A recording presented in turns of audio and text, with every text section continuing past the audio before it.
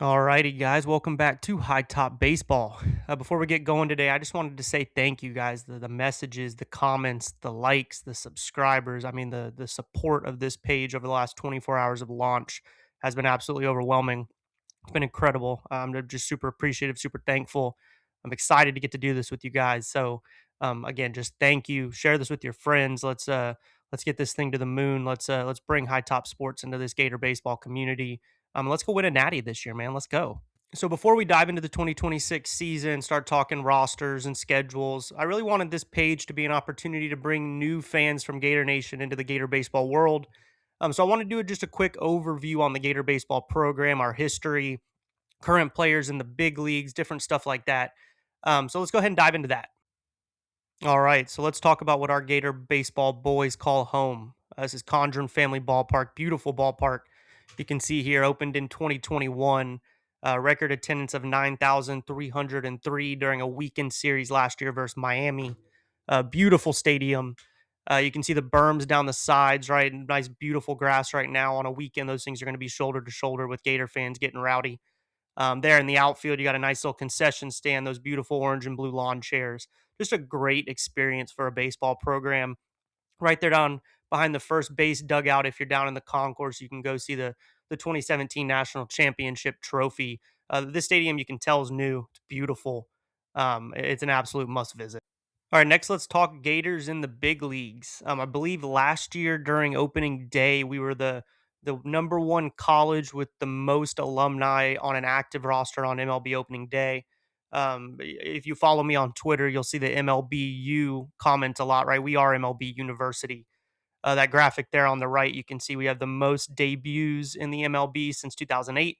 That's both in the SEC and nationally. Just a baseball program that pumps out studs. And this doesn't count the kids, right, that commit and then go pro straight out of high school. We experience that multiple times every year. You can follow many guys in the big leagues that were committed to Florida, never made it to campus because they were just too good. They got drafted straight out of high school. So these are all guys that attended Florida, spent time playing in Gainesville, and now are on your screen during an MLB season every single night. All right, so now on to our head coach, Kevin O'Sullivan, also known as Sully. He's been here for 18 seasons, going on his 19th in 2026. You can see the graphic here, right? This is all the years, his win loss. All the yellow is the time he made it to Omaha. He's 9 for 17 going to Omaha. It is really hard to get to Omaha. So the fact that he's done that 53% of the seasons he's been in Gainesville, it's absolutely historic. Three of those 17 years, he's made it to the national championship. A little confusing, right? He's been here for 18 seasons. That 2020 season was canceled due to COVID, and some would argue it might have been Sully's best team ever. They started 16-1, multiple MLB guys on that squad. Unfortunately, canceled due to COVID. I have a hard time believing that team doesn't make it to Omaha and make a serious run. So the success Sully has seen over the years is absolutely incredible. It's absolutely amazing. He's managed to do this across multiple eras, right? Now kind of dipping into the NIL era and how that kind of changes the game, puts the focus more on the players. It'll be interesting to see how Sully handles that, right? I know Sully's more of a hard nose. He's a tough coach. And my generation personally, we played well for guys like that, but we also didn't have schools calling us to transfer, trying to give us some money. So it's definitely a player focused era more now. And you can kind of see how that's starting to shift Sully's strategy in terms of being a head coach. But he's successful, man. He's been to Omaha 2 of the last 3 years. He was a World Series runner up back there in 2023 when we just ran into a buzzsaw of LSU. The dude is an absolute legend, an absolute stud. Easily one of the best coaches in college baseball. So when it comes to Gator baseball, college baseball for all those upper tier teams, the goal is always get to Omaha, right? Omaha's not easy to get to. Only 8 teams make it. Think of it like a Final Four, maybe a college football playoff in football. Not easy to do, right? You got to be hot there at the postseason. Sully's never missed the postseason. 17 out of 17 seasons he's made the postseason. But college baseball is a little different, right? So when you enter the postseason, the top teams all get to host what we call a regional. 3 other teams plus the host team will travel to that team's site. Very often we get to host regionals in Gainesville. And you play a weekend series, double elimination.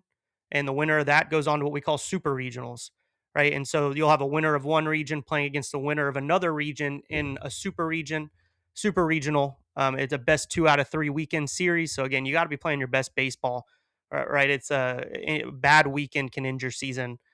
So that best 2 out of 3 in super regionals, the winner of that then goes to Omaha. Like I said, only 8 teams get to make the trip to Omaha. And if the first goal for Gator baseball is to get to Omaha, then the ultimate goal is to win a national championship, which we did in 2017. This team was elite. This team was electric. I've actually gotten the privilege of getting pretty close with Deacon Lippett right here. We grew up together in Oviedo, Florida. He was a couple years younger than me. We played against each other in high school.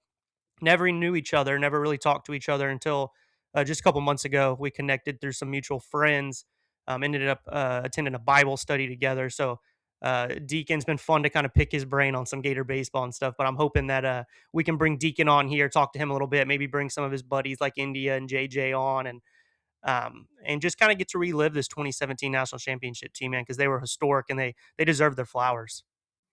All right, so now that we're caught up on the just a brief history of Gator baseball, let's talk about 2025 and the 2025 season. We went 39 and 22. We lost in the Coastal Regional to ECU. Some notes on the last season: we started 1 and 11 in SEC play, worst in program history. It's kind of been the issue with Sully's last 2 years. Just been plagued by slow starts and even worse than slow starts, some really bad starts. Got some quotes here from the great Dylan Olive over at SI. First time Vanderbilt's ever swept us at home. First time since 2004 that we were swept by multiple conference opponents at home. It's the first time that we lost back-to-back conference 3-game series at home in the history of the program. And a lot of the media and a lot of Gator Nation really felt like we lost our chance at the postseason, which would have been a first for Sully. A historic turnaround and an immaculate second half of the season. Actually, was able to sneak us into the postseason, and the boys were playing good ball. Obviously, ran up against a tough coastal, tough ECU regional. But the slow starts have really been what's plagued Sully over the last 2 years, and we got to see a lot of drama come out of that coastal regional. Going into the 2026 season now, Sully will be suspended for the first 3 games. This was self-imposed by the University of Florida. This comes from an expletive-filled tirade that was caught on camera during the Coastal Regional, where Sully had some choice words with the leadership there. Ultimately, I think they were warranted. Most of it around the timing of baseball games. So Sully and the Gator boys, right? We'd go to sleep. We'd be playing at noon, which means you're scheduled, right? I'm going to wake up at a certain time. Got to get to the field at a certain time. You're going to start practice at a certain time. So Sully and the boys put their schedule together. They go to sleep. And the night before, the night game ran a little long. So the Coastal Regional decided to push back the games an hour, which sounds fine. But when you're waking up thinking something and then you wake up and you realize your schedule's been shifted, I could see how it would frustrate some coaches, right? So I understand where Sully's coming from, right? Maybe the expletive-filled tirade wasn't the right way to handle it. Obviously, the University of Florida leadership didn't like it.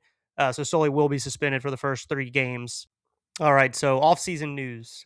We lost some talent last year to the big leagues. We lost catchers Luke Heyman and Brody Donay. Luke, arguably the best catcher in college baseball until he got hurt there at the tail end of the season. Brody and Bobby Bozer both led the team in home runs last year. Shortstop Colby Shelton, an elite piece on that team, a leadership piece on that team. Pierce Coppola, our Sunday starter, and Jake Clemente, who was our lockdown closer there to close the year out. So we definitely lost some talent there to the big leagues. I don't think we lost a ton to the transfer portal. You can maybe argue Phil Pott or some of these younger guys might have some more potential in them. We didn't see a ton of it in Gainesville. Bring in some interesting pieces. Some good pitching with Reith and Sandifer and Walls. I think all 3 of those guys you should expect to see in some pretty big situations this year. We brought in some catching, right? Malzone and Bowen and Stanford. I think we're going to see Bowen starting there, but he's dealt with some injuries in the fall, so we're going to need to see him get healthy and him start to put some swings and some plays in practice. We brought in Jaden Bastian, who was expected to be a starting outfielder, probably left, maybe center.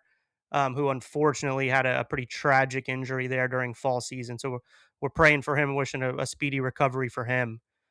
Um, and then a couple big infielders, right? Sam Miller from Columbia. I'm hearing a lot of really good things from him from people around the program. I'm not sure he's going to be a starter just based on how the pieces are going to fall. We're a deep team, we're a talented team, but I'm hearing really good things about Miller. And then Ethan Serwick from Ole Miss. I think this kid's the big piece from the transfer portal this year. I expect him to start at third, assuming Lawson maybe plays short. Probably hitting there in the middle, high, top end, middle of the order. Serwick could easily be our best hitter on this team. So we brought a ton of talent in from the transfer portal this year. And I think this is ultimately one of our deepest and one of our most talented teams that we've had in a couple years. All right, and then finally we got the 2025 incoming freshmen. Those top two in the green there were what we had talked about previously, where they were committed to Florida. Aaron Watson, Jordan Yost, Jordan being a first round pick, Aaron being a second round pick. Both chose to forego college and go ahead and just start their MLB careers. We wish them nothing but the best.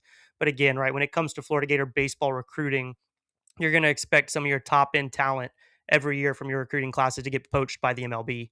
It's just part of it. So we wish those two nothing but the best. Everyone else below them, right? You got some really talented kids: Partridge, Kendall, Colton Schwartz, JJ's little brother, Rivers Curlin, Cade's little brother. Right? We got some pretty cool legacy kids coming in here. I think a lot of these kids have a chance to play. Right? Sully's proven that he trusts his guys. It's gonna be hard for freshmen to earn that trust right away, but I know specifically on this team, right, we're looking for some left-handed pitching, some guys to step up and be those lefties out of the pen.